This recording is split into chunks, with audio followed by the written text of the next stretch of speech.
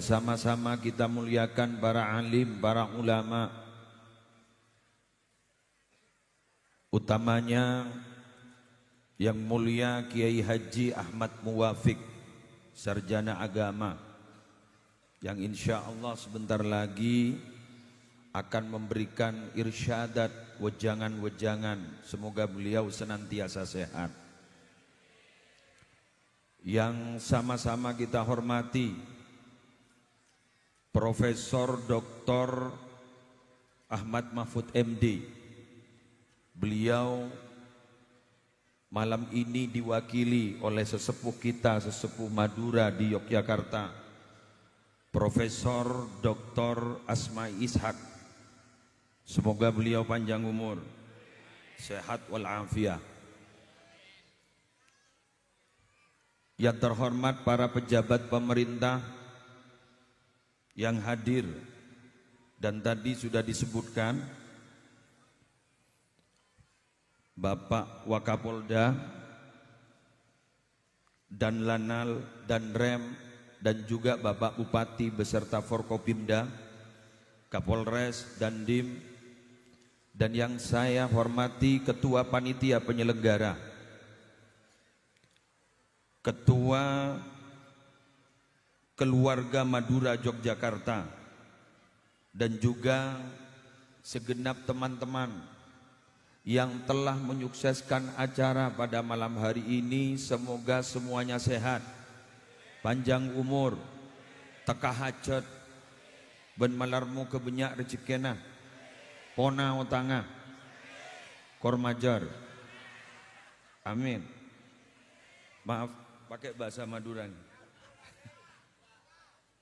Boleh jaringi pakon ki bro.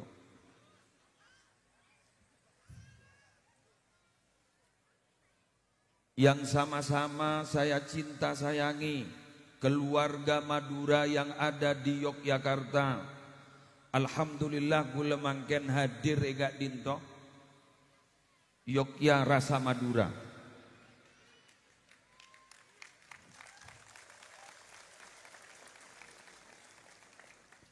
Ketika saya masuk ke lokasi, tadi saya langsung disambut oleh teman-teman yang berpakaian khas Madura.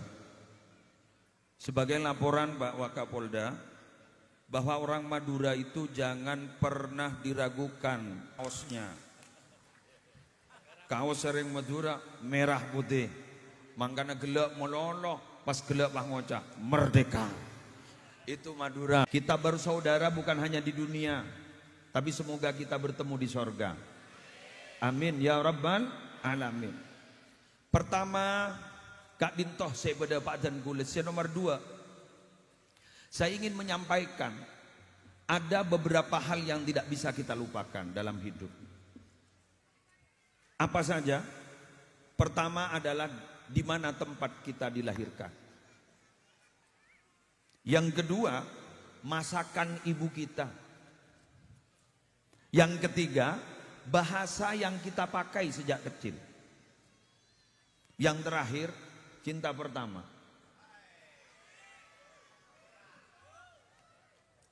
Neng. Ini kepolan banyak det ngodatnya.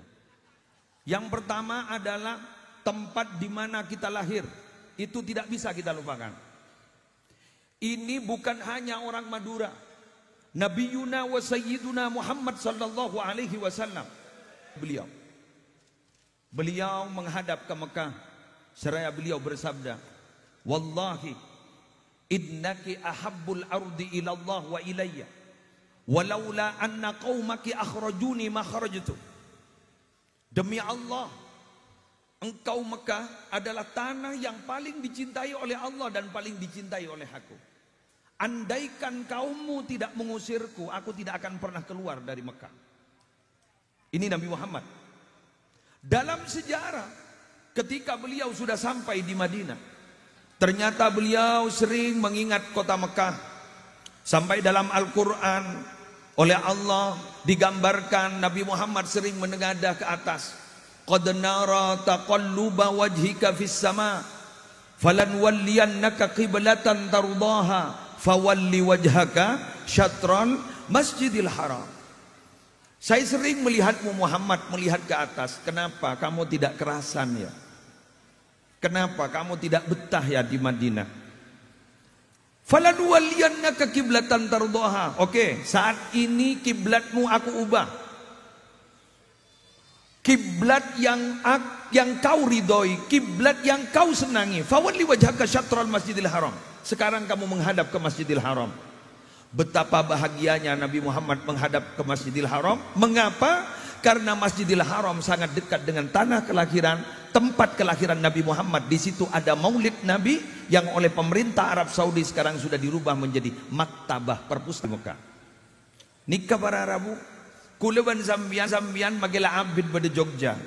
Tak kira bisa kalau pain ke Madura. Bener. Magila abid pada Jogja. Tak kira bisa kalau pain ke Madura. Bener. Sekelangkong. Bahkan ada tempat-tempat tertentu di kabupaten-kabupaten tertentu di Madura, itu ada waktu-waktu tertentu. Coba perasaan lebih biasa. Idul Adha di Kabupaten Bangkalan, kalau Idul Adha ada tempat tertentu yang ramai. Setelah Idul Adha sepi lagi. Berarti apa? Mulai. Alhamdulillah. Sangon banyak, sanla barat ada, beli boleh. Itu akhirnya ada guyonan tapi ya, guyonan. Para pedagang Madura itu pasti berada di paling depan. Ada di paling depan. Kenapa? Karena mau lolo bediya dan tuku noreng. Betul. Berarti hebat sampean. Berarti orang tegang Madura gak dintok belolo budi yadan roman orang bedolo yadan tukun orang. Berarti karena selalu berada di depan rumah orang dan depan kios orang. Semoga manfaat barokah. Amin ya rabbal alamin. Tapi saya bahagia di sini ketika saya bertemu dengan niagawan, tapi ternyata saya bertemu dengan cendekiawan. Masya Allah. Alhamdulillah. Kalau ada orang bilang bahwa orang Madura itu tidak pinter, buktinya Profes, sampean pulang ke Madura tahu-tahu pakai bahasa Jawa. Jangan ya Dek ya, jangan. Pakai tetap bahasa Madura. Kenapa? Lakoni, kenang nah, kenangi. Siapa juragan kita, tetap kita berjuragan. Kita harus berterima kasih. Tapi kita loh, kadang-kadang kuleban sambian ini dan kadang berarabu alako ke setong orang. Maaf. Seborana. Biar tidak tahu yang lain. Kula bahasa Madura. Kuleban sambian kadang alako ke setong orang. Kita punya juragan, kita kerja kepada beliau. Lama kita kerja, tahu-tahu akhirnya apa? Senda tahu kelakona keluar, betul? Elu neng nyata lakona sampai mati ending jeragana, tidak boleh itu.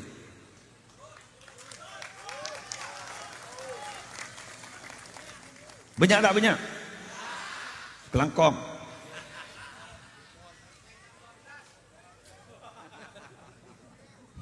Maaf. Hakikat manusia itu al-insan abdul ihsan. Manusia nih kalau pernah diberi kebaikan sebenarnya dia itu berhutang budi. Itu manusia. Tapi kadangkala kita sulit untuk berterima kasih kepada orang yang pernah memberikan kebahagiaan kepada kita, pernah memberikan sesuatu kepada kita. Bahkan guleban sambian pernah beri lako, kalau pai kasih beri lako, tidak berterima kasih. Padahal kita tahu Allah tidak menganggap kita itu bersyukur kepada Allah. Sampaikan pertama tadi, terima kasih saya diundang ke sini. Karena tanpa undangan Anda saya tidak bisa sampai ke Yogyakarta. Paling pun jalanan. Mungkin di tempat yang terhormat disebut penceramah, sampai saya ceramah di banyak orang seperti ini, saya lakoni jalan. Kadang yang lucu begini. Terjun najata walam tasluk masalikaha. Inna safinata lam tajri alal yabasi. Kamu itu kadang ingin selamat. Tapi kenapa kamu kok tidak berjalan di jalan yang bisa kamu menyebabkan itu selamat? Ingat loh, perahu itu tidak akan pernah bisa berjalan di tanah kering.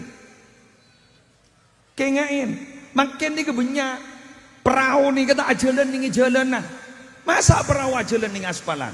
di tanah kering. Akhirnya apa? Karena salah jalan perahu, akhirnya berubah nama dan berubah fungsi. Teti odong. Kalau salah tempat tidak ditakuti orang, dibuat hiburan. Serigala dan harimau itu bisa menakutkan seperti itu kalau tempat aslinya, di tempat aslinya di mana? Di hutan. Tapi kalau ada, maaf. Aduh, tak tahu saya ngojak aku lah. Kula ban sampean ini kadang-kadang main to fotoan ben macan, jak macan teh kata kowe. Bener. Di mana itu? Kebun binatang. Terima kasih ibu-ibu. Kebun binatang itu harimau dan serigala salah tempat, sehingga tidak menyeramkan lagi. Karena apa? Karena salah tempat. Kita juga begitu. Kalau tidak profesional, wibawa kita hilang. Lakonin, kan begitu. Jalanin, kenengin. Itu orang Madura.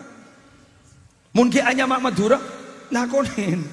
Mun beniring Madura, lejak lakonin. Berarti Madura tak bate Madura. Allahumma sholli ala Muhammad. Seperti Anda sekarang, saya itu Ustaz, saya menjadi niagawan. Sekarang alhamdulillah saya sukses, punya toko saya 25 jam. Yang kemarin kan yang ngetren kan 24 jam kan? Ya karena dilarang akhirnya dirubah oleh orang Madura 25 jam. Oleh saudara-saudara kita. Kenapa 25 jam? Wong 24 jam dilarang, jadi 25 jam. Madura dilawan. Wong ada tulisan dilarang kencing di sini, ngirset ke di sana. Madura. Alhamdulillah, aduh lebur kata antretan. Madura, alhamdulillah tetap mongko. Masya Allah. Lanjut. Kibon. Mana Agus Muwafiq? Belum ada. Belum. Oh belum. Ya sudah, mari. Tidak ada tisu ya Pak.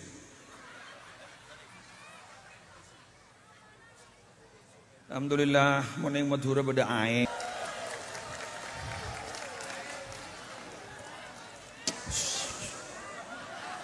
Ya kan lain tempat Pak. Madura Jogja kan jauh. Oh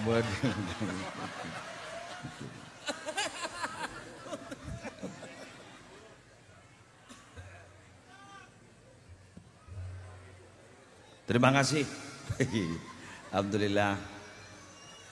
Ternyata mau datang air harus disinggung terlebih dahulu. Alhamdulillah. Profesional. Sudah. Lanjut ya. Udah boleh. Oh ini minuman, khawatir dehidrasi. Alhamdulillah. Makasih Ustaz. Alhamdulillah. Wes. Ini yang harus kita camkan bahwa itu ada petuah orang Madura, lakoni, jalani, keneng. Ini kenapa harus saya sampaikan? Karena mungkin kita sudah terlalu lama, bahkan sudah tidak bertemu para sesepuh-sesepuh kita. Karena terus terang sekarang ini orang sepuh itu jarang. Kalau disepuhkan banyak. Karena kita 50 tahun sudah dipanggil oleh Allah. Beliau alhamdulillah sudah 60 sekian, semoga panjang umur jenengan bisa tetap membimbing kita semua. Sekarang ini untuk yang produk keluaran sekarang 50 tahun sudah berangkat. Ada yang 45 sudah innalillah wa inna ilaihi rajiun. Tapi untuk yang produk lama ini masih 60, masih 70, masih banyak. Nah sekarang ini orang yang betul-betul sepuh itu jarang. Tapi kalau disepuhkan terpaksa karena memang tidak ada yang sepuh itu banyak. Bahkan di Madura kiai-kiai sepuh sudah jarang. Kita doakan yang ada sekarang panjang umur. Pengasuh-pengasuh pondok pesantren di 4 kabupaten di Madura semoga panjang umur, sehat walafiat. Nah, ketika kita sudah tahu bahwa sesepuh-sesepuh kita sudah meninggalkan kita, akhirnya apa yang akan terjadi? Kita sudah tidak tahu. Bahkan kita tidak tahu siapa kita sebenarnya dan dari mana kita yang sebenarnya. Contoh. Ketika dunia teknologi sudah luar biasa, majunya sudah luar biasa, kita menggunakan teknologi yang sudah luar biasa, maka maksiat pun juga luar biasa. Dulu kita orang Madura itu ada satu istilah fi kulli makan, makan-makan. Saya ulang, fi kulli makan, makan-makan. Di setiap tempat pasti disediakan makan. Terutama hari raya Idul Fitri, kita pindah ke paman, kasih makan. Kita pindah ke mertua, dikasih makan. Kita pindah ke saudara, dikasih makan. Fi kulli makan, makan-makan. Itu kalau dulu, Masya Allah, kita makan lahap, dihabiskan. Kenapa? Karena kita jalan kaki. Sekarang budaya fi kulli makan, makan-makan di Madura tetap ada.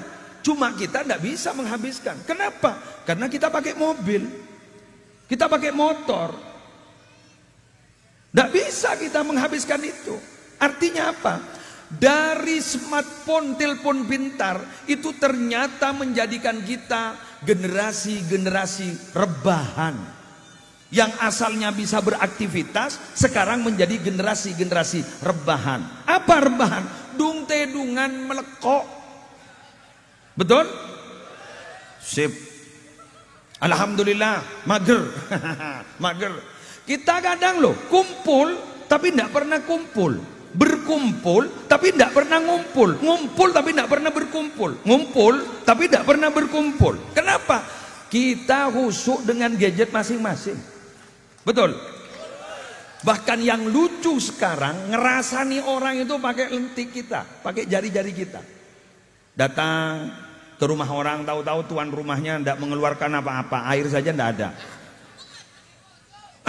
Alhamdulillah, akhirnya dialog pakai HP. Alhamdulillah sepi. Terus kemudian difoto, karena hanya dikeluarkan air bukan kopi. Alhamdulillah kita sudah dianggap kencing manis semuanya. Itu ngerasa nih orang pakai jari-jari. Ini dunia apa akhirat ya? Karena ciri akhirat itu apa? Al yauma nakhtimu ala afwaihim wa tukallimuna aydihim wa tashhadu arjuluhum bima kanu yaksib. Pada hari itu aku tutup mulut mereka, yang berbicara kepada saya adalah tangan-tangan mereka. Saya mikir, ini akhirat apa dunia ini? Karena yang berbicara kepada kita bukan mulut, bukan verbal, tapi yang berbicara kepada kita adalah jari-jari kita. Sehingga ulama terdahulu itu ternyata hebat. Dalam Kutubut Turos, kitab-kitab itu, kitab kuning kalau kita bilang, dalam Kutubut Turos ternyata sudah ada keterangan ngerasani orang pakai jari-jari tulisan itu sama dosanya dengan ngerasani orang pakai mulut. Itu dulu itu. Salah satunya di Syarah Sulamut Taufik, seperti di Is'adur Rafiq. Itu dulu disebutkan seperti itu. Ternyata terjadi di tahun 2025. Makanya banyak yai-yai Madura itu dulu doanya begini, tertak ke Jawa tahun 2000. Kok turut tulia mati tertak ke Jawa tahun 2000. Saya khawatir ada apa tahun 2000? Apakah ada perang? Ternyata tidak ada perang. Apa? Ya kesemrautan seperti ini. Saya ingat satu sejarah. Sejarahnya gubernur Irak dulu yang zalim namanya Hajjaj bin Yusuf As-Saqafi. Ketika mau didemo oleh masyarakat, akhirnya orang yang mau demo itu masih matur dulu kepada salah satu sahabat Nabi namanya Anas bin Malik. Bagaimana ini ya Mas? Kiai Anas gimana? Andainya Kiai, gimana ini Yai? Ini mau demo ini, gubernurnya kok kayak ini. Akhirnya apa kata Anas bin Malik? Isbiru. Fa innahu la ya'ti 'alaikum zamanun illa walladhi ba'dahu syarrun minhu hatta talqaw rabbakum sami'tuhu min nabiyyikum Muhammadin sallallahu alaihi wasallam. Apa kata beliau? Yang sabar ya, yang sabar. Karena zaman itu semakin akhir, berarti zaman itu akan semakin semraut. Mungkin Anda lihat semuanya sudah serba maju.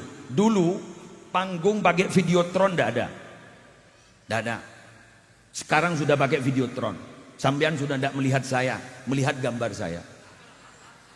Alhamdulillah, sudah ada videotron.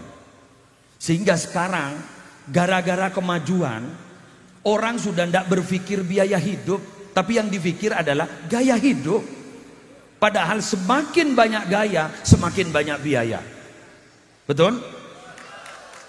Orang itu kalau mau pakai pakaian, itu tidak memakai kain. Tapi pakai apa? Pakai merek. Pakai merek. Pakai merek. Jadi bedingan kui kain, kui merek. Betul? Oke, keruh apa sakit kayak lagi? Sek-sek. Halo ibu. Itu loh, suami sampean itu. Alhamdulillah. Miring pakai songkon. Kenapa? Karena ibu-ibu kalau memakai pakaian bukan kain, tapi apa? Merek. Saya ingin jelaskan malam ini. Biarlah tas kalian bukan tas bermerek, yang penting isinya bermerek. Lebih baik isi bermerek berkualitas daripada hanya tas berkualitas. Karena makin kentok casing yang berkualitas tapi isi tidak berkualitas. Kalau orang dulu isi berkualitas walaupun casingnya biasa-biasa saja.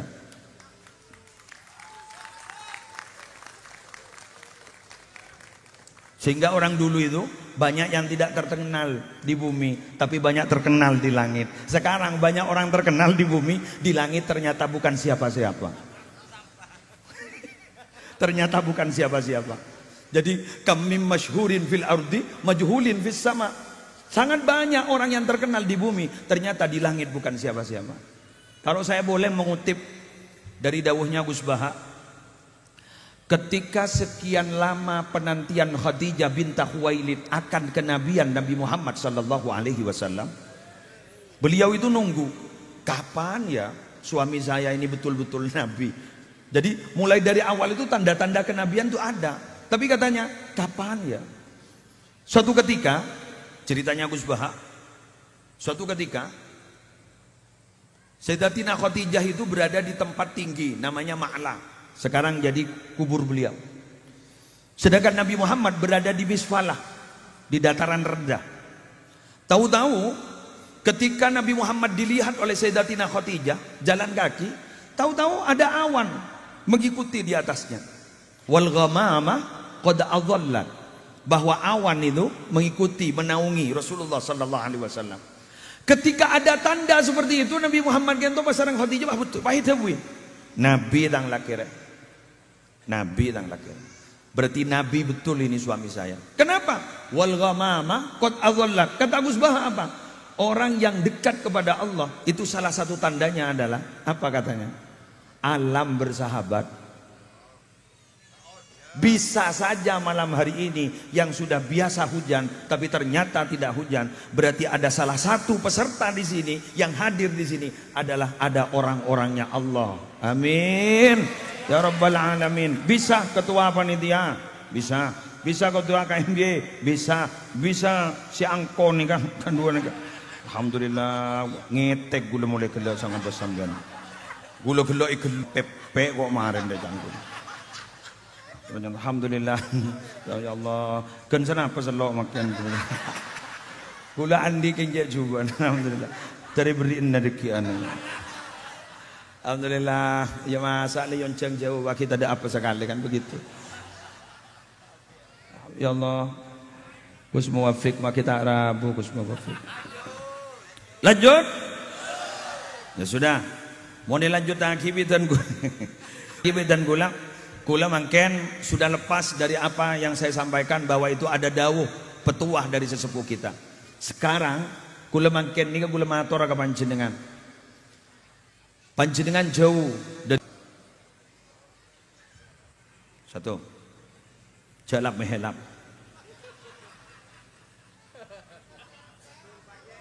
Jalap mehelap. Ja'ala masa depan. Katanya Abu Said Muhammad, siapa yang mengatakan saya sudah sampai, itu berarti dia masih belum berangkat. Satu. Dua. Tekuk nih. Aklul halal, makan yang halal-halal. Semoga kita dimudahkan oleh Allah untuk bekerja dan mendapatkan rezeki yang halal. Yang ketiga, iktida'un bin Nabi sallallahu alaihi wasallam. ikuti sunnah Nabi Muhammad dan akhlak Nabi Muhammad sallallahu alaihi wasallam.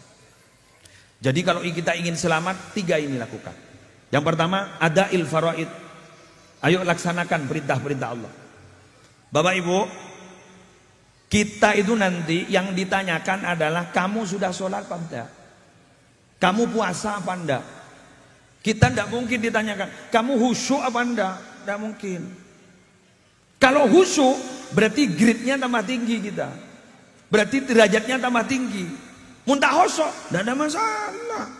Siapa sih khusyuk? Jangan magi gula alhamdulillah terus makin tak lem khusyuk. Khusyuk itu sulit loh Pak.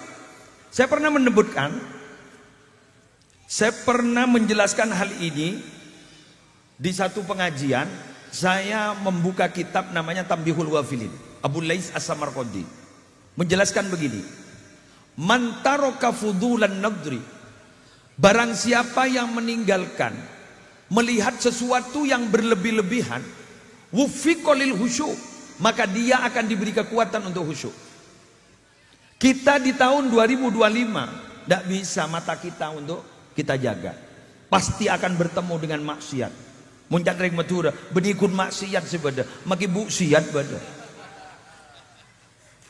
Mungkin kita di masjid ini, di masjid musuh Allahu Akbar. Mata kita ini tukang rekam. Apa yang dilihat sebelum kita sholat itu nanti akan ada rekamannya, akan diputar setelah kita sholat. Oh, berarti tang bese bodi bebena bental. Saya kok curiga ya, curiga tapi ini. Semoga benar. Semoga benar. Saya curiga setan itu mengganggu, itu terserah siapa yang mau diganggu. Profesinya mungkin setan itu profesinya sama. Contoh saja. Saya tuh kadang berpikir, kadang belajar kitab, belajar buku atau belajar kitab. Saya mau ngajar ke santri, saya tidak paham ini, tidak ngerti ini. Apa ini maksudnya? Tahu-tahu ketika sholat datang itu. Ternyata seneka. Berarti makai setan tahu maca kitab jam dulu. Terus orang bilang itu bagus ya, Ustadz itu bagus. Berarti sampean ketika sholat terus kemudian ingat tentang apa yang ada di kitab itu bagus. Salah. Yang disebut dengan khusyuk itu hudurul qalbi, itu hati hadir kepada Allah, bukan hadir kepada kita, bukan, tapi hadir kepada Allah. Tapi ternyata hadirnya hadir ke kitab, berarti kan setan bah ngucap. Akhirnya maksudnya iya. Untuk apa? Untuk merusak kita. Untung ada seorang pakar, ada seorang ulama bernama Syekh Abdul Wahab Asy-Sya'rani menjelaskan bahwa kita kalau sudah melaksanakan perintah Allah berarti sudah ta'zimu amrillahi ta'ala, sudah mengagungkan perintah Allah ta'ala. Sama seperti panitia malam ini. Yang diharapkan panitia itu jenengan itu hadir. Hadir. Pokon hadir. Sama seperti guluban sampean konjangan. Dimohon kehadirannya, bukan dimohon membacanya. Karena maca tak maca bakun oleh berkat. Dimohon kehadirannya, bukan dimohon membacanya. Sama seperti ini, dimohon kehadirannya. Ini sudah pas. Ketika hayya 'alas shalah, dimohon kehadirannya. Hadir ke masjid, sholat kita khusyuk, alhamdulillah. Tidak khusyuk, ta'zimu amrillahi ta'ala, sudah mengagungkan perintah Allah subhanahu wa ta'ala.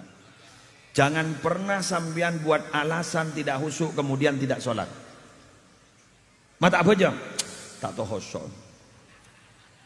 Mata tu Jumat, tak tahu mana temu bantuan rumah nah. Siapa tuan rumah? Allah. Mak bisa. Masjid adalah rumah Allah. Sampai sekarang saya tidak pernah bertemu tuan rumahnya. Amboi jaklah mahelam. Amboi jaklah mahelam. Nabi kita itu sholatnya hatta tawarramat qadamahu. Kakinya sampai bengkak. Karena saking terlalu lamanya berdiri. Kalau kita tidak mungkin bengkak. Ja'alhakumut takasur. Tabbat yada. Surat favorit. Qul huwallahu ahad. Inna a'tainakal kautsar. Kalau beliau kan suratnya panjang-panjang, jadi bengkak. Kalau kita bengkak berarti asam aurat. Nabi itu sholatnya sampai bengkak loh, kakinya loh, ketika sholat. Masa kita yang bukan siapa-siapa ndak sholat? Bismillah sholat, Bismillah. Ngereng, menteri sepora kafi, amin, amin ya Rabbal alamin. Terus sampean bilang, lepai, boleh ketua nampun ke? Ajar boleh, ajar ke anak. Pun sampean lah kalau lepai ketua, karena lah abid keluar maksud apa aja. Torepun, jangan ngerenger, lepas masuk, Bismillah. Kodoen saya tak apa jangan saya dibarin. Mama kita meninggal dunia, insya Allah kita akan diberi taubat oleh Allah. Amin, amin ya Rabbal alamin. Yang kedua, makan yang halal. Bapak Ibu, halal itu yang kita makan itu akan membawa pengaruh terhadap pekerjaan kita. Karena Allah Subhanahu wa taala berfirman, "Ya ayyuhar rusulu kulu minat thayyibat wa'malu salihah." Wahai utusan-utusanku, kulu minat thayyibat, makan yang baik-baik, yang halal, yang bagus. Wa'malu salihah, kerjakan pekerjaan-pekerjaan yang bagus, yang saleh. Artinya apa? Makanan itu akan membawa dampak kepada pekerjaan kita. Jadi kalau kita senang memakan barang yang halal, maka pekerjaan kita insya Allah pekerjaan saleh. Dan ketika kita sering melakukan pekerjaan yang saleh, kita akan pasti ditutup umur kita ketika melakukan pekerjaan saleh. Namanya husnul khatimah. Sallallahu. Bersama-sama. Sallallahu alaihi wasallam. Sallallahu ala Muhammad. Sallallahu alaihi wasallam. Ya Nabi, ya Nabi, salam alaika. Ya Rasul,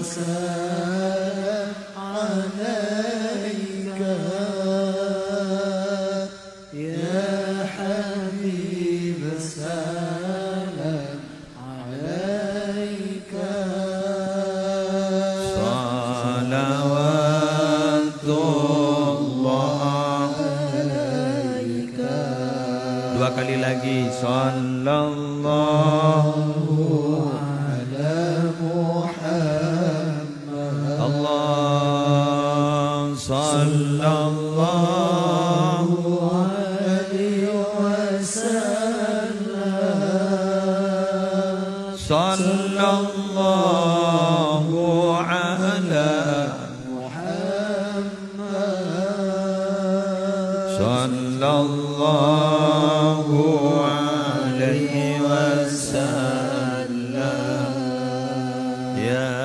Nabi, salam alaika.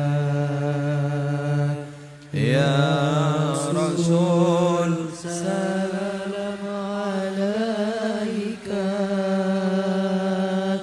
Ya Habib, salam alaika.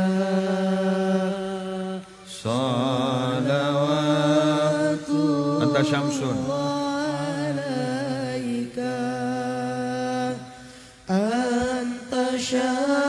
Syamsun anta badrun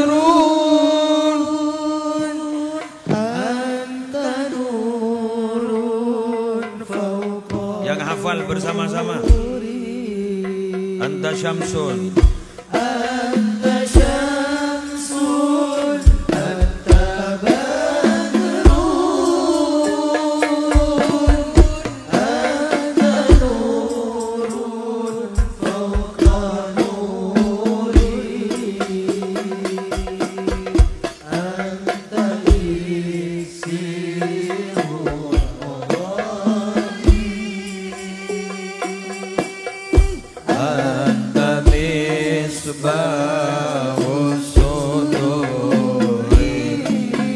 sallallahu ala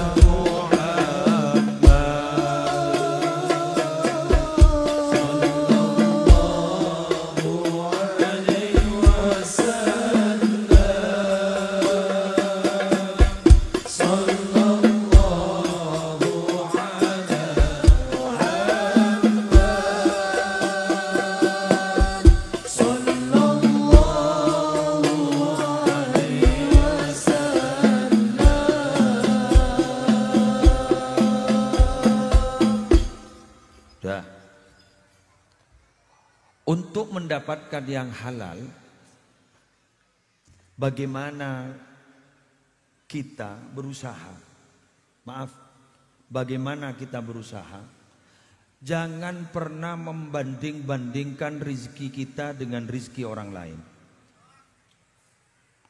Kula bon banbian lebur ading penting akhir rezekian kula ban rezekian orang lain.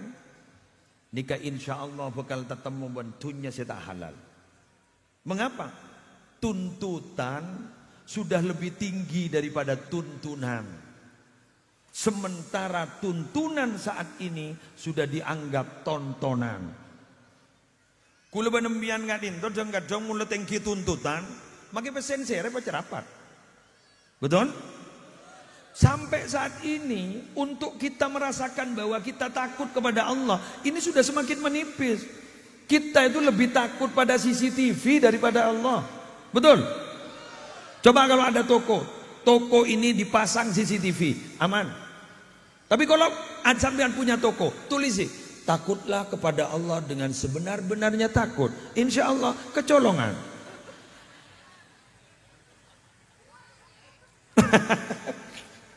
Bener gitu. Sekarang kong lebih takut kepada CCTV. Sampai kita loh meragukan kepercayaan orang lain itu loh. Meragukan kalau ini. Maaf ya, ini jujur apa enggak ya? Ini jujur apa enggak ya? Lah untuk membuktikan jujur itu pembuktiannya hanya satu. Apa? Video call. Video call. Kamu ada di mana sekarang? Buru Pak. Nyari kan dengan si Aman. Ada di sini. Ada yang pengalaman? Alhamdulillah. Berarti ada pengalaman. Kita tuh sampai sekarang itu banyak meragukan suudzon. Ini jujur panda, ini jujur apa anda? Gara-gara itu kita sudah mulai dalam diri kita sudah tipis makin nega jujur gitu tipis makin bon. Sampai mau ngajak jujur gelo. Saya ada kancana. Asli. Sip. Padahal kita ada petuah orang Madura lagi, petepa, peloros, pabengal. Ada bahasa patepa, peloros, pabengal. Patepa, pekerjaan kita itu harus mulai berbenah diri, bener menurut syariat. Peloros, yang benar, yang salah. Pabengal, jago tako. Itu orang Madura dulu. Tepuk tangan untuk Madura. Sekali lagi, patepa, peloros, pabengal. Cek tako. Asal kita bener lah, mau salah. Jangan bohongan. Jadi patepa berbenah diri kita. Berbenah diri. Menurut Allah sudah tidak salah. Menurut Nabi Muhammad sudah tidak salah. Peloros. Pejujur. Pabengal. Orang tidak berani itu karena tidak jujur.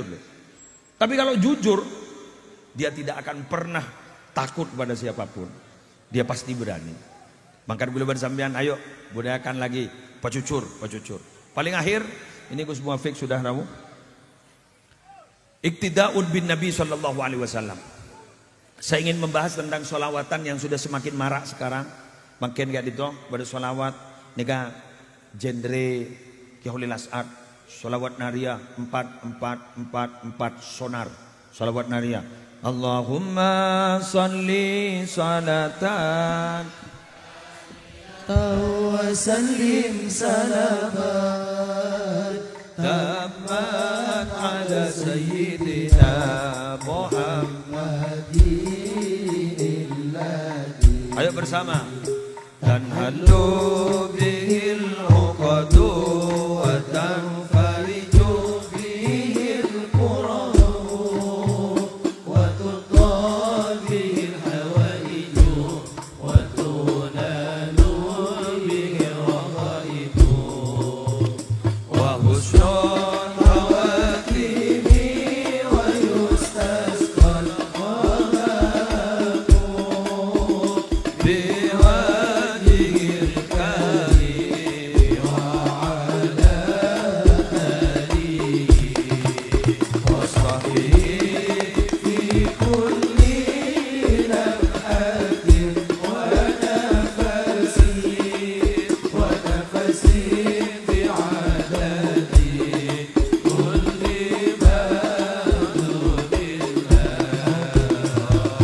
ما صل صلاة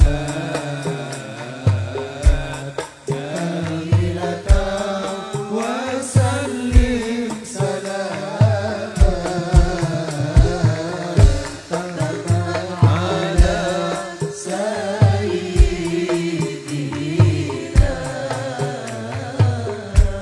محمد الذي تنهل به العقد وتنفرج به الكرب وترضى به الحوائج وتنال به الرغائب وحسن الخواتيم ويستسقى الغمام بوجهه الكريم وعلى آله وصحبه في كل لمحة ونفس بعدد كل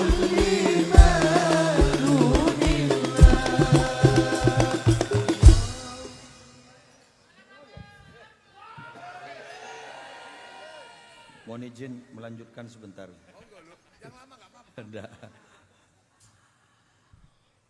Di penutup ceramah saya tentang iktida'un bin Nabi sallallahu alaihi wasallam, saya ingin mengungkapkan satu makalah dari seorang ulama. An-Nabiyyu sakanal Madinah. Nabi itu akhirnya pindah ke Madinah. Fasarat mahrusatan bil malaikah. Akhirnya Madinah itu dijaga oleh banyak-banyak malaikat.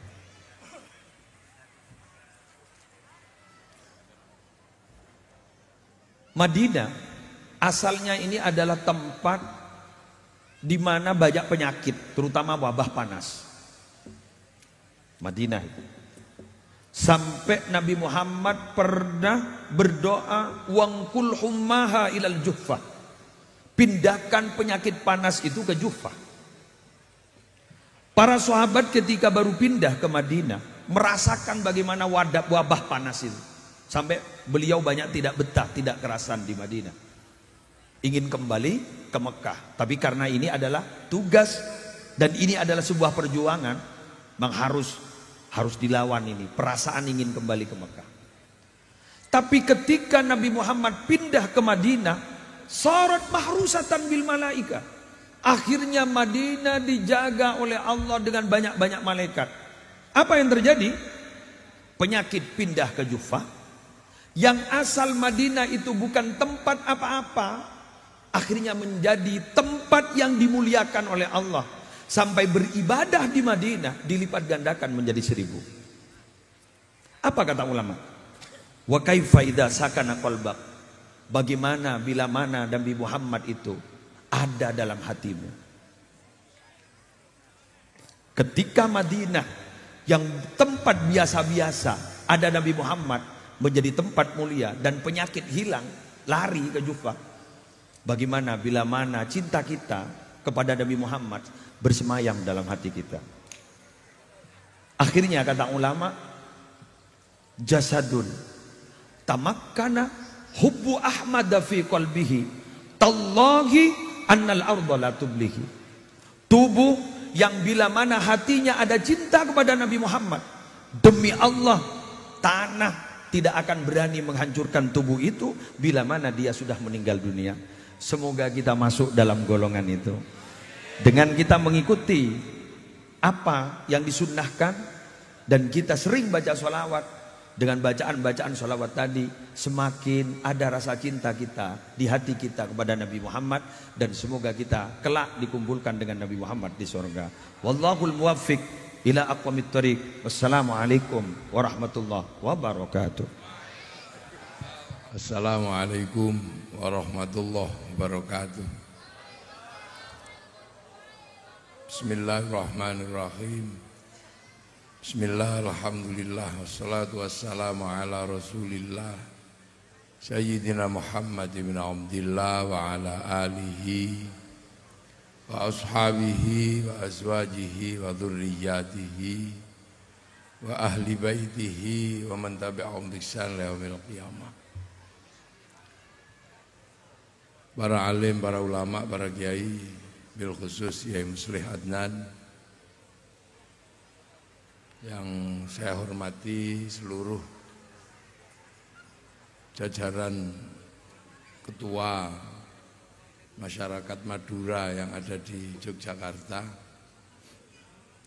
para tamu undangan, ada Bapak Wakapolda dari Danrem,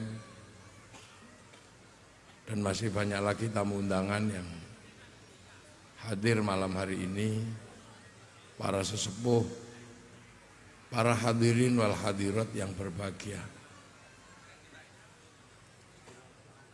Tadi sudah saya mendengar walaupun cuma sepotong tentang bagaimana mencintai Rasulullah Muhammad sallallahu alaihi wasallam. Ini sesuatu yang harus selalu kita pegang sebagai bekal hidup di dunia untuk selamat kepada Allah Subhanahu wa ta'ala.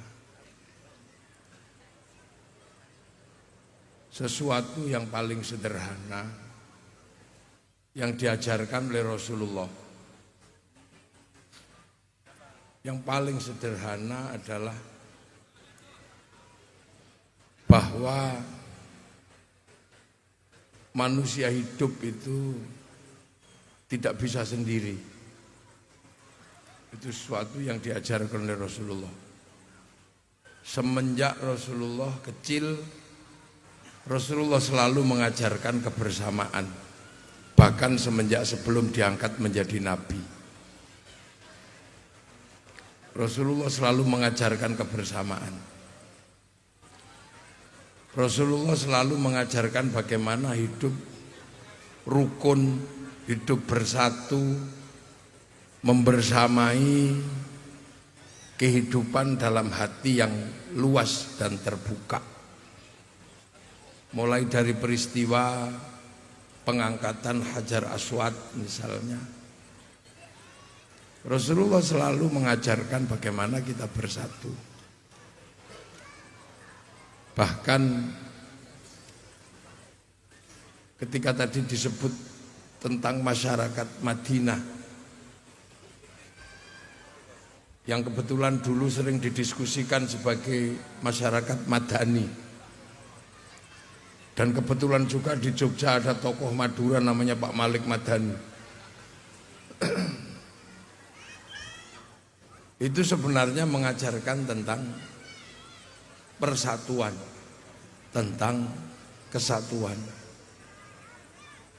Kenapa persatuan dan kesatuan itu nggak bisa dihindari? Karena ternyata manusia nggak bisa hidup sendiri. Manusia nggak bisa hidup sendiri itu kita lihat misalnya dari pelajaran bagaimana manusia makan. Itu di dalam Islam diajarkan berdoa Allahumma barik lana. Jadi itu pelajaran paling sederhana. Pelajaran bagaimana manusia tidak bisa pisah antar individu, antar suku dan antar bangsa. Itu tercermin dari sederhana ketika Rasulullah mengajarkan kita berdoa makan Allahumma barik lana. Kenapa makan itu bukan barik li? Padahal makan itu kita sereten ya sereten sendiri. Kenapa makan saja doanya barik lana? Karena makan yang kita masukkan ke dalam mulut itu melibatkan seisi dunia terlibat. Ketika kita makan nasi, satu piring nasi yang kita makan, di situ ada piring, maka kita melibatkan pabrik piring. Yang kita nggak ngerti pabrik piring itu yang bikin Islam apa bukan Islam. Bahannya dari apa kita juga nggak pernah mikir. Yang penting bahwa setiap kita makan pasti ada terlibat pabrik piring. Saat kita makan nasi, kita semuanya tahu bahwa nasi itu ditanam di sawah. Kalau sawah itu tidak diatur oleh BPN dan agraria, maka bisa terjadi carok di mana-mana. Maka ketika berbicara sawah, kita berbicara tentang aturan agraria dan undang-undang pertanahan. Artinya apa? Peran negara. Ketika kita makan nasi, jelas di situ ada beras. Kalau ditanam di sawah kok sampai ke atas piring, itu berarti ada proses pemanenan. Dan sekarang ketika panen padi, kita pasti melibatkan mesin pemanen yang kita nggak tahu produksinya siapa, dia dari negara mana, kita nggak pernah mempersoalkan. Di saat kita makan nasi, kita tahu nasi itu pasti digiling, dibuka dari kulitnya. Dan di situ pasti melibatkan pabrik slab. Yang kita nggak tahu agamanya apa pemilik pabriknya. Tuh. Begitu kita tahu bahwa padi itu dari kecil sampai besar di sawah, kita tahu bahwa padi itu melibatkan pabrik pupuk. Dan pabrik pupuk ini pasti melibatkan insinyur-insinyur yang kita juga nggak tahu agamanya apa, bangsanya apa, jenis kelaminnya apa. Terus kita makan nasi, dari beras menjadi nasi, kita semuanya tahu di situ ada keterlibatan pabrik kompor, ada keterlibatan pabrik rice cooker, ada keterlibatan pabrik panci, ada keterlibatan gas dan pertambangan. Yang di situ juga tidak lagi orang mempersoalkan pembuatnya agamanya apa, bangsanya apa, negara dan sukunya apa. Begitu kita makan, kita merasakan nikmatnya makanan karena ada bumbu.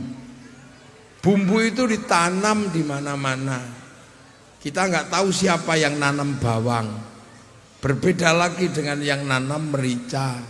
Berbeda lagi dengan yang nanam cabai. Berbeda lagi dengan yang nanam bawang putih. Kita juga nggak pernah mempersoalkan itu agamanya apa, sukunya apa, bangsanya apa. Yang paling dirasakan dan ditahui oleh orang Madura adalah bikin garam. Garam itu menjadi penyedap yang paling nikmat dalam setiap bumbu. Dan ketika bikin garam, pasti di atas tambak-tambak garam. Orang juga nggak pernah curiga bahwa ketika bikin garam di tambak garam, orang Madura tidak kencing di tambaknya. Itu makanya orang Jawa agak curiga, jangan-jangan pas nggawe uyah nguyuh. Makanya ketika sampai di Jawa, garamnya disebut uyah karena khawatir pas gawe uyah itu nguyuh, kira-kira gitu. Dan kita nggak pernah mempersoalkan ketika garam itu sampai ke tempat kita pasti melibatkan sopir, dan kita nggak pernah tahu dan nggak pernah mempermasalahkan jangan-jangan sopir itu mampir di warung karaoke, kita juga nggak pernah mempersoalkan. Loh, artinya apa? Bahwa Allah memerintahkan ya ayuhan nas, he manusia. Itu perintah yang sangat terbuka. Inna khalaqnakum min dzakari wa untha. Aku bikin kalian laki-laki dan perempuan. Di situ tidak ada negosiasi, tidak ada tawar-menawar. Kenapa lahir laki-laki dan lahir perempuan? Maka tidak selayaknya laki-laki merasa bangga sebagai laki-laki dengan menindas perempuan, atau sebaliknya laki-laki merasa bangga dan bisa menindas perempuan bisa menindas laki-laki. Manusia lahir juga tidak sengaja, karena kita tidak pernah terlahir dengan negosiasi jadi manusia untuk tidak mau menjadi kambing atau sapi. Kelahiran adalah sesuatu yang tidak bisa dinegosiasikan. Jadi laki-laki dan perempuan juga tidak bisa dinegosiasikan. Makanya ketika menjadi suku adalah bukan sesuatu yang bisa kita pilih. Aku mau lahir dari suku Madura, aku mau lahir dari suku Jawa, aku mau lahir dari bangsa Arab, aku mau lahir dari bangsa Cina, aku mau lahir. Tidak ada satupun yang bisa menegosiasikan. Maka Allah hanya memerintah lita'arafu, agar kalian saling pengertian. Makanya kita kadang orang mempersoalkan suku, mempersoalkan bangsa, itu adalah sesuatu yang sebenarnya bukan karena kesengajaan. Itu adalah Allah yang ngatur, maka semuanya harus dalam tahap saling pengertian. Makanya manusia ketika beragama pun Rasulullah hanya menyatakan yang paling sederhana, mayyuridillahu bihi khairan yufaqihu fiddin. Siapa yang dikehendaki menjadi baik oleh Allah, dikasih ngerti urusan agama. Khaironnya nakiroh. Kalau dalam ilmu nahwu, khairon itu kalau nakiroh maknanya khairon kamilan, kebaikan yang sempurna. Baik yang sempurna bukan milik manusia, itu milik Allah. Tapi kalau manusia sempurna pasti bukan karena sendiri. Kalau kebaikan hanya milik Allah yang sempurna, maka manusia kalau baik pasti tidak sempurna. Makanya sering saya contohkan dalam setiap pengajian, saya katakan bahwa pengajian ini baik. Kalau di prosentase pengajian ini baik dengan prosentase matematis, maka siapa yang paling baik? Yang paling baik dan terlihat baik pasti adalah kiainya. Kalau pengajian ini baik, maka yang berhak mendapat prosentase terbaik adalah kiainya. Dan itu pasti saya, sama Kiai Muslih. Maka saya boleh aja mengatakan sayalah yang terbaik malam hari ini. Tapi karena baik itu tidak bisa berdiri sendiri, maka saya tidak boleh ngomong saya yang paling baik. Karena saya terlihat baik di sini karena diundang sama panitia. Kalau saya tidak diundang sama panitia, maka saya tidak terlihat baik. Kalau sudah seperti itu, baik saya apa baik panitia? Ya nggak bisa. Kalau saya nggak datang, panitianya juga jelek. Loh, ini baik baru 2 sudah masalah. Lantas kalau kemudian sampean ikut-ikutan di situ, yang baik ya kami Kiai. Nah kenapa? Karena kami mau datang. Kalau nggak ada yang datang, ini bukan pengajian, ini cek sound. Jadi semenjak kapan baik itu bisa berdiri sendiri? Kalau yang ikut-ikutan kemudian tukang son, bisa jadi masalah. Yang baik ya saya Kiai, kata tukang son. Loh kok bisa? Ya karena sonnya nggak tak matiin. Kalau sonnya tak matiin udah bubar ini pengajian. Tapi kata panitia, lah kalau sonnya kamu matiin ya tak bayar kamu. Coba pernah nggak bisa berdiri sendiri yang namanya kebaikan. Nah kebaikan ini, makanya malam hari ini yang baik kalau tukang tenda, biasanya yang komplain ya tukang tenda ini yang baik, bikin panggung, bikin tenda, itu yang baik. Padahal tukang tenda itu biasanya sholatnya juga nggak terlalu rajin. Jadi coba sampean, mana ada kebaikan itu yang berdiri sendiri. Makanya orang baik itu tidak boleh sombong karena kebaikannya nggak pernah sendiri. Kiai sholat itu sudah paling baik, karena sholat itu tiang agama. Ketika sudah inni wajjahtu wajhiya, tidak boleh mendengarkan orang jual bakso, bahkan nggak boleh mendengarkan teh sate, nggak boleh didengar karena mengurangi pahala. Maka orang yang paling baik sholatnya adalah orang yang paling khusyuk. Tapi di luar persoalan kekhusyuan, sholat itu butuh menutup aurat. Tutup aurat sampai sekarang masih kain. Kalau perempuan pakai mukena, kalau kiai pakai sarung. Dan kain sampai hari ini masih produksi pabrik kain. Dan kebetulan pemilik pabrik kain itu Cina. Makanya kiai gak suka ngamuan sama Cina. Karena apa? Kalau Cinanya pergi, kiai ini udah remak ya. Nggak bisa, mana ada ya. Kiai mau sholat wudhu sampai was-was dikit diulang, saking khawatirnya wudhunya tidak sah. Tapi kiai nggak boleh lupa wudhu air oleh kiai, tapi yang buat sanyo, pipa sama kran mas pion. Apakah kemudian kiai akan ngamuan sama pabrik? Kalau ngamuan sama pabrik, kalau di Jawa kembali bikin padasan. Ayo, lu ini dunia. Sampean haji, orang Madura cita-citanya adalah haji. Makanya tukang cukur juga bisa haji. Makanya orang Madura itu karena pengen haji, percaya sama Allah sampai nekat jual bensin di depan pom. Bahkan masih nekat jual makanan, toko, bikin toko di depan Indomaret. Ya, nah ini karena apa? Pengen haji. Tapi begitu orang Madura pergi haji, semuanya setor uangnya ke bank. Karena apa? Karena tidak ada pilot mau menerima UNH. Makanya jarang, bahkan mungkin sangat sedikit kiai yang kemudian tegas mengatakan bank haram. Karena begitu bank sampean haramkan, sampean nggak bisa pergi haji. Baca Quran juga karena bank, karena percetakan Quran utang bank sebelum dibeli oleh negara. Begitu sampean pergi haji, diurus sama bandara. Yang menghantarkan bisa diurus sama kebun binatang. Tapi yang pergi pasti diurus sama pesawat karena harus berangkat ke Makkah atau ke Madinah. Begitu diberangkatkan oleh pesawat, sampean diurus sama orang Yahudi yang bisa bikin pesawat. Makanya kalau ada yang bilang bunuh semua Yahudi, hancurkan, kita siap-siap haji berenang dari Sampang.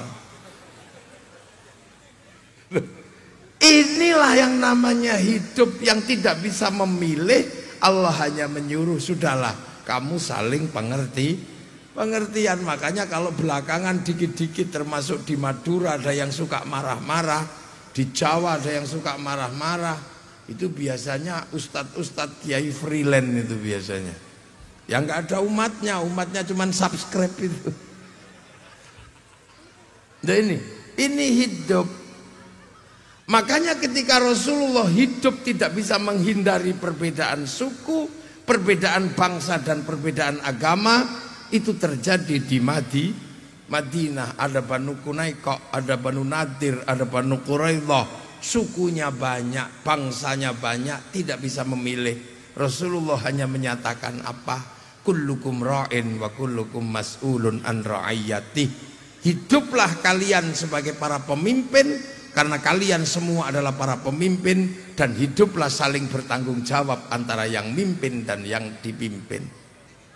Konsep hidup bersama antara yang mimpin dan yang dipimpin saling bertanggung jawab dalam bahasa Rasulullah adalah ra'iyah.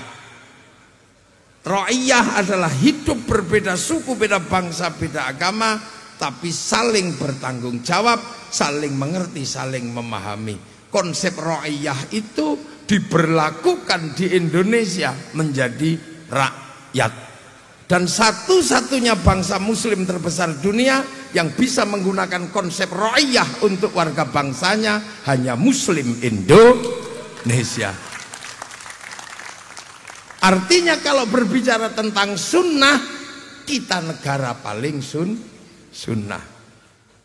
Makanya ketika sudah mengikuti konsep ra'iyah, tidak ada lagi saling menonjolkan suku, saling menonjolkan agama, saling menonjolkan bangsa. Kita bisa mimpin dan bisa dipimpin. Pemimpin kita bisa jadi agamanya berbeda dengan kita, dan kita bisa jadi pemimpin yang memimpin orang yang berbeda agama dengan kita. Itulah namanya ra'iyah.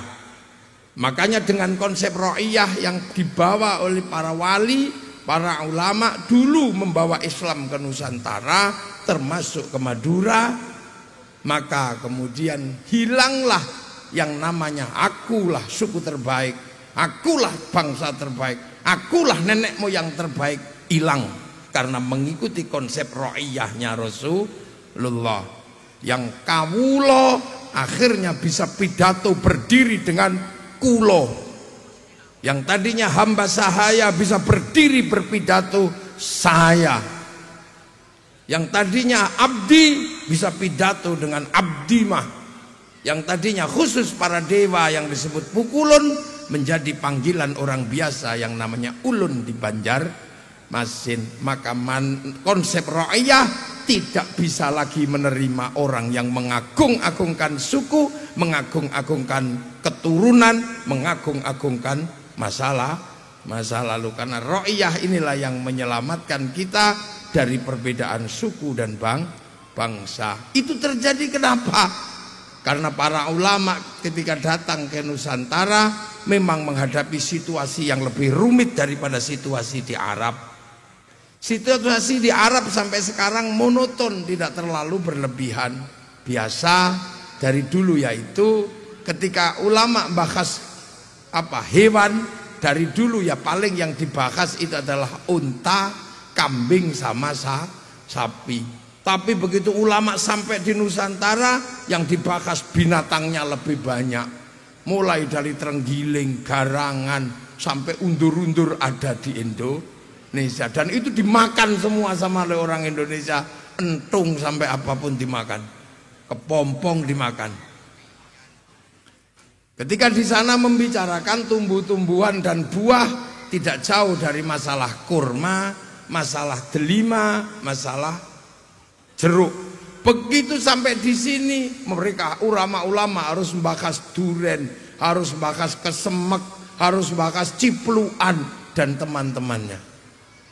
Di sana bahas hantu, paling cuman syaiton sama jin. Begitu sampai sini ketemu dengan wewe gombel, genderuwo, suster ngesot, kolor hijau. Kalau ditarik naik ke atas, kira-kira hantu Indonesia itu nasabnya kemana? Ke setan apa ke jin? Makanya begitu ketemu agama berbeda, suku berbeda, maka kemudian konsep yang bisa diterapkan adalah konsep kesetaraan Rasulullah. Jadi kita bukan people.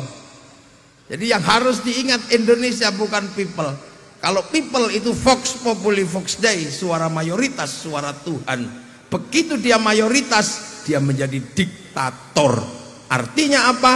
Menjadi diktator mayoritas. Makanya Ikhwanul Muslimin sama khilafah tidak cocok di negeri Ra'iyah Indonesia. Kita juga bukan komunis. Kalau komunis itu proletar. Begitu dia banyak diktator proletariat, maka komunis tidak cocok hidup di negeri Ra'iyah. Dan kita satu-satunya bangsa muslim yang bisa pakai konsep Ra'iyah atau rakyat. Ini catat ini.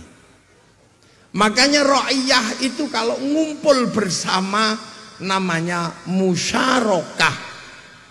Apa itu musyarakah? Persekutuan yang saling melengkapi antara Ra'iyah. Saling melengkapi. Kita membangun masjid yang melengkapi adalah pabrik. Kita pergi haji yang melengkapi bank. Kita pergi haji yang melengkapi macam-macam. Dan itu harus ketemu. Kiai ngantuk, ternyata yang nyiapkan rokok gudang garam itu Cina, Jarum, Sampurna. Ketika kita mau ngaji, yang mempersiapkan mobil adalah orang Jepang. Ketika kita mau komunikasi antar bangsa, antar negara, antar individu, yang memfasilitasi adalah Samsung. Ketika sampean bikin terbangan seperti ini, yang menyiapkan kulitnya adalah pedagang kambing, bukan pedagang sapi. Ketika kita bikin pengajian, yang menyiapkan soundnya adalah bakul sound. Macam-macam ini hidup dalam kesepakatan yang namanya musyarakah. Makanya jadi ulama tidak boleh kemudian semena-mena selalu anti ini, dikit-dikit musyrik, dikit-dikit kafir, dikit-dikit bid'ah. Karena musyarakah adalah konsep kerukunan yang saling melengkapi antar ra'iyah yang berbeda-beda. Itu. Makanya itu. Nah, kalau kemudian kita mau bikin konsensus bersama, untuk apa? Membangun kebersamaan. Yang kita pakai adalah wasyawirhum fil amri, bermusyawarahlah dalam segala urusan. Maka istilah musyawarah masuk ke negeri Ra'iyah yang tadinya tidak dikenal di Nusantara. Musyawarah inilah yang akhirnya membentuk lembaga tertinggi negara, Majelis Permusyawaratan Rakyat. Membentuk lembaga-lembaga kecil yang mewakili pada tingkatannya masing-masing. Ketika pada tingkatannya masing-masing, Anda tidak perlu berpikir suku apa. Pengen jadi kepala desa, tidak usah mikir kamu laki-laki apa perempuan. Tidak usah mikir kamu dari suku apa. Daftar kepada panitia. Setelah itu serahkan kepada pemilih. Anda mau maju menjadi bupati, tidak ada yang mempersoalkan kamu jenis kelaminnya apa, sukumu apa, agamamu apa. Daftar persyaratannya dipenuhi, kepada KPU pasti didaftar. Anda pengen jadi DPR, silahkan daftar kepada KPU, tidak ada yang mempersoalkan. Itulah enaknya Indonesia. Sehingga siapa? Anak petani tetap bisa menjadi DPR, anak buruh bisa menjadi bupati, anak tukang cukur bisa menjadi bupati, anak bakul sate bisa menjadi DPR. Yang penting daftar ke lembaga perwakilan. Itu sudah menangnya Indonesia. Makanya sampean yang orang Madura nggak usah kecil hati. Saya Madura, ini gimana ini? Sampean pondokkan anak. Begitu anak sampean pinter jadi kiai, nggak ada yang nanya itu anak siapa. Itulah Indonesia. Makanya orang-orang yang sampai hari ini masih selalu mengatakan kamilah yang terbaik, kamilah, pasti menjadi persoalan dan masalah di negeri yang beradaptasi dengan konsep Rasulullah Muhammad Sallallahu Alaihi Wasallam. Itulah konsepnya musyawarah. Setelah itu bebas, terserah rakyat yang memilih. Kalau kalian punya pilihan, pilih. Dan kalian kalau punya kekuatan, kuat tunjukkan. Silahkan bebas siapapun memilih siapa. Kalau tidak punya pemilih yang cukup banyak, beli. Itu ada yang seperti itu loh. Nah, karena yang nata dulu ini semuanya adalah para wali. Hati-hati ini. yang menata ini semua adalah para wali Allah, maka daerah konsep ro'iyah yang dipakai teritori daerahnya disebut wilayah. Makanya Indonesia mengenal konsep wilayah. Karena apa? Yang menata ini semua adalah para wali, dan itu yang pasti adalah wali songo. Bukan wali-wali yang baru datang, bukan. Itu adalah wali songo yang menata konsep wilayah. Makanya dengan konsep wilayah inilah persatuan antara ra'iyah dalam musyarakah, dalam musyawarah membentuk apa? NKRI, Negara Kesatuan Republik Indonesia. Dan hasilnya kita bisa lihat, Arab satu bangsa pecah puluhan negara, Cina satu bangsa pecah puluhan negara, Afrika satu bangsa pecah puluhan negara, tapi kita puluhan suku bangsa agama mampu bersatu dalam satu negara kesatuan Republik Indonesia. Makanya landasan kita pakai Pancasila, tertinggi tetap Tuhan, gak ada yang mengalahkan Tuhan. Makanya nomor satu tetap ketuhanan, tidak bisa digeser dengan kondisi apapun. Bahkan demi ketuhanan kita berperang berkali-kali. Untuk apa? Tetap menjaga nilai-nilai yang tertinggi adalah ketuhanan. Setelah urusan ketuhanan yang paling tinggi, yang kedua adalah urusan kemanusiaan. Karena dunia dan seisinya ini ada dalam proses hidup karena ada manusia. Kenapa ada mobil? Karena manusia pengen cepat. Kenapa ada jalan? Karena manusia naik mobil. Kenapa ada semuanya? Semuanya ada karena apa? Ada manusia. Manusia melahirkan pabrik pempes. Manusia duduk melahirkan pabrik kursi. Manusia mendengar melahirkan pabrik sound. Manusia pengen makan melahirkan pabrik Indomie. Dunia berputar karena manusia. Tapi manusia nggak bisa hidup tanpa persatuan. Manusia nggak bisa sendiri, dia harus bersama yang lain. Manusia ngaji keringetan harus rukun bersama pabrik tisu. Ketika kita minum harus rukun dengan pabrik gula dan macam-macam. Makanya konsep hidup tentang persatuan hanya bisa terjadi kalau manusia saling menghargai, manusia saling punya sikap setara. Makanya yang bisa menopang persatuan adalah kerakyatan. Hidup berbeda-beda tapi kalian harus saling tanggung jawab. Tapi orang punya sikap hidup saling menghargai dalam konsep ra'iyah tidak mudah. Butuh hati yang luas dan hati yang jernih. Hati yang luas dan hati yang jernih untuk bisa menerima perbedaan adalah hati yang berisi nilai-nilai ketuhanan, terpancar oleh nilai ketuhanan. Hati yang seperti itu adalah hati yang penuh hikmah. Makanya kerakyatan hanya bisa dipimpin oleh hikmah. Dan hikmah ini ada di Indonesia. Dan kalau kita jadi pemimpin, seandainya kita ini adalah orang Bantul hari ini, seorang presiden dari seorang bupati Bantul dari Imogiri misalnya, tidak boleh hanya memperhatikan Imogiri. Kalau hanya memperhatikan Imogiri namanya bijaksini. Dia harus bijaksana. Gubernur Jawa Timur dari kota Surabaya harus memperhatikan seluruh wilayah. Presiden Indonesia dari Jakarta, kalau cuman Jakarta yang perhatikan namanya bijaksini. Tapi kita tidak boleh, kita harus bijaksana. Dan itu tidak boleh berlaku sendiri, harus dimusyawarahkan.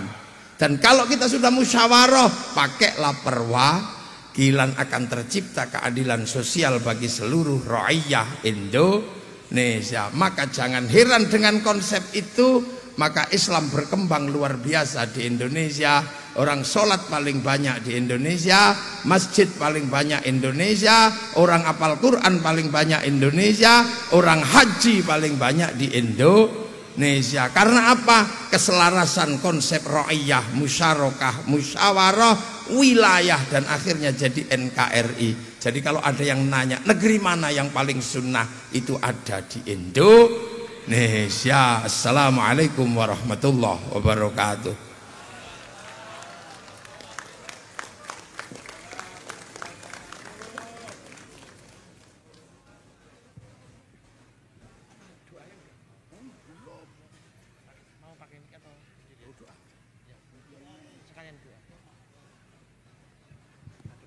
Bismillahirrahmanirrahim. Alhamdulillahirabbil alamin. Hamdan na'imin hamdan syakirin hamdan yuwafi ni'amahu wa yukafi'u mazidah. Ya Rabbana lakal hamdu kama yanbaghi li jalali wajhikal karimi wa 'azimi sultanik. Allahumma iftah 'alaina futuhal 'arifin hikmatika wa ansurna rahmatak wa dzakkirna manasina bil ikram.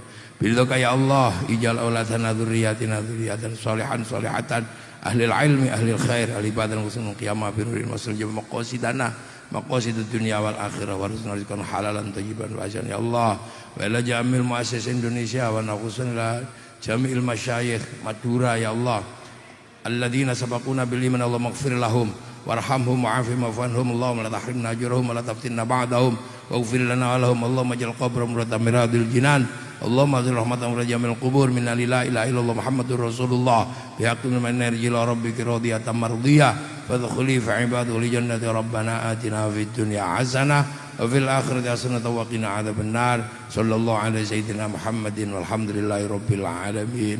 Al-Fatihah. Siratal ladzina an'amta alaihim ghairil maghdubi alaihim waladdallin. Amin. Assalamualaikum warahmatullahi wabarakatuh.